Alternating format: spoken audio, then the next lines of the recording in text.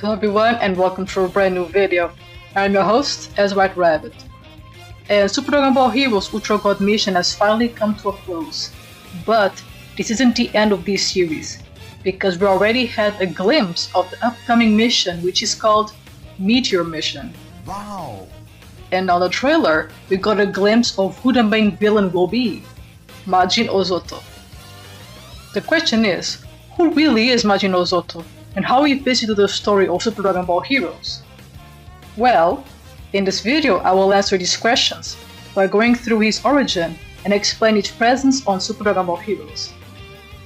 If you enjoyed this spin-off series and Dragon Ball theories and opinions, don't forget to click the subscribe button and tickle the bell to not miss any single video.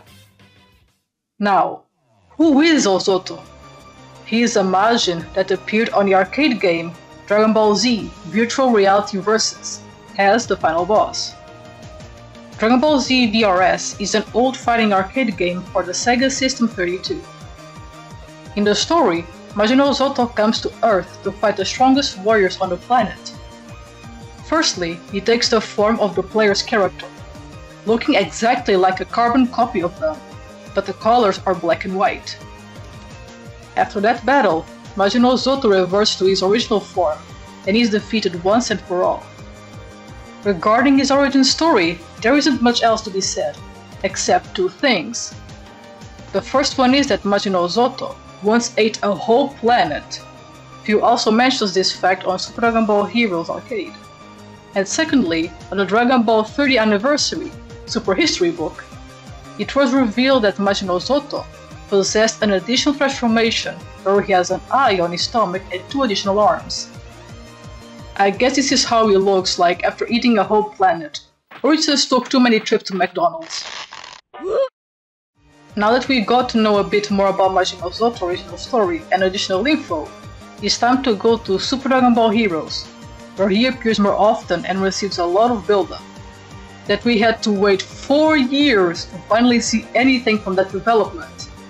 Let me explain. In Super Dragon Ball Heroes, Majin Ozotto debuted on Universe Mission during the Prison Planet arc, both in the arcade and manga. Regarding the promotional anime, he only appears on trailers for Mission 3 and 4. If you want an in-depth look and translation of the arcade story, I will leave a video for you at the end so you can check it out after this is over. The arcade and manga diverge sometimes from one another, but I will try my best to sum it up and organize it. In Universe Mission, Majin Ozotto is imprisoned on Prison Planet by Few, where he is given a 3-star Dragon Ball. For context, Majin Ozotto is searching for the rest of the Dragon Balls to summon Shenron. On both iterations, Majin Ozotto is perceived as someone who is observant, cunning, and wields a dangerous ki.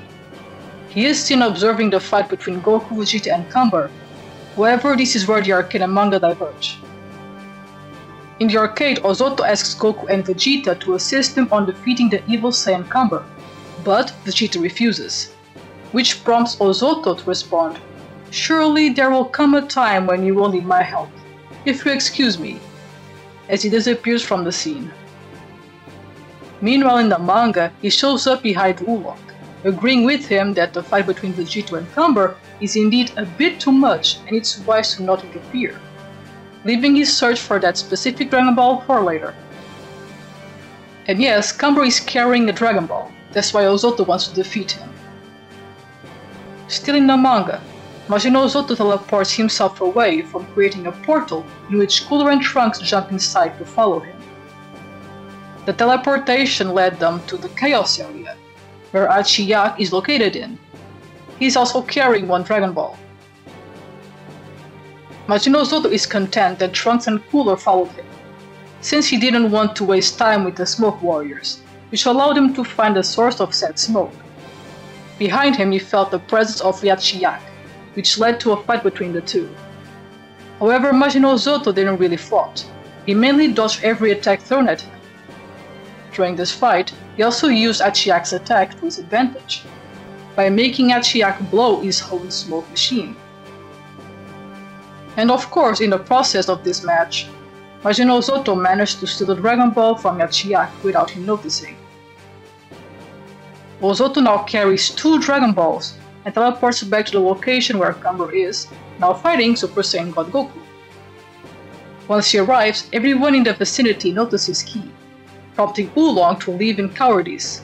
However, while fleeing, transformed as a rocket, he sees Majin Ozotto preparing the Dragon Balls to summon Shenron. Ozotto claims that he is the winner of this game created by few, that he does not need to wish to leave this planet, but he does have a request and starts to state it. We cannot disclose what he's really asking because Oolong intervenes and screams louder for Shenron to release all the prisoners from Prison Planet, prompting Oolong's wish to be granted over Majin Ozotto. After this incident, Ozotto is not going to be seen for a while. On the arcade side, things are very different from what I just described from the manga, even down to Majin Ozotto's wish. In the arcade, once Majin Ozotto leaves Goku and Vegeta alone, after they denied his request to defeat Camber, he is seen stealing the Dragon Ball from Super Saiyan 4 Xeno Goku by using a strange technique. Xeno Goku never explains what technique it was, but I can only assume that it's a similar technique to his teleportation, kinda like how we see in the manga against Yachiak. Talking about Yachiak, the next time we see Majin Ozotto again is when he teleports to the location where Yachiak is. He goes there after stealing the Dragon Ball from Xeno Goku. On Yachiak's location, we can find future Trunks and Cooler. They appear to be losing until Majin Ozotto comes to the rescue, saving Trunks from Yachiak's attack. This led to Majin Ozotto joining forces with Trunks and Cooler to defeat Yachiak. The group retrieves Yachiak's Dragon Ball, and Majin Ozotto seems to be behaving very friendly, which makes Cooler suspicious, and he is correct. Majin Ozotto is calculating who has the Dragon Balls, and that he is still unable to defeat and steal the Dragon Balls from Camber. Once he finishes his inner dialogue, he takes Trunks and Cooler to where Goku is, only to find out that Camber is not getting weaker, and in fact he just turned into a Great Ape. Majin Ozotto takes the opportunity that everyone is dealing with Camber's Great Ape antics. He is able to gather all the Dragon Balls and summon Shenron to leave Prison Planet, since he has no need for that planet. Trunks noticed Majin Ozotto before he could summon Shenron, but his intervention was in vain, because Ozotto had no time to play with Trunks, as he stated, and wishes Shenron to get him out of there.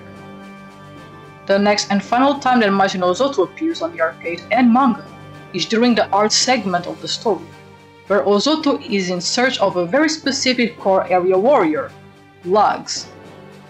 Majin Ozotto wants to gain the powers of the Glass Tribe warrior, because even among all universes, there are only a few with similar abilities. And since she is worn out after fighting against Trunks in the arcade, and Piccolo and Android 17 in the manga, she is an easy prey. In both iterations, Ozotto absorbed Lags and disappears to never be seen again. That is until the trailer of Meteor Mission, where he seems to be the main villain, or will take a very important role in the next arc. The question now is, why did Majin Ozotto only decided to show up again after Ultra God Mission? Was he watching all the matches from afar before showing himself once more? What do you think? Let me know in the comments below. Majin Ozotto is a really interesting character, who is shrouded in mystery and with a lot of potential. Very cunning and methodical villain. If you want to see more about Majin Ozotto and the Super Dragon Ball Heroes arcade, you can watch this playlist on the top right corner. Or if you want to see additional content, I have a lot of videos just focused on theories. Thank you all so much for watching until the end, especially my members who support my channel greatly. If you want your name to be featured on any video, you can click on the join button down below. If not, you can just tickle the subscribe button and click the bell to not miss any video. That's all from me for today, and I hope to see you all on my next short videos and stream. So, stay tuned for that content, my friends. I'm really fast.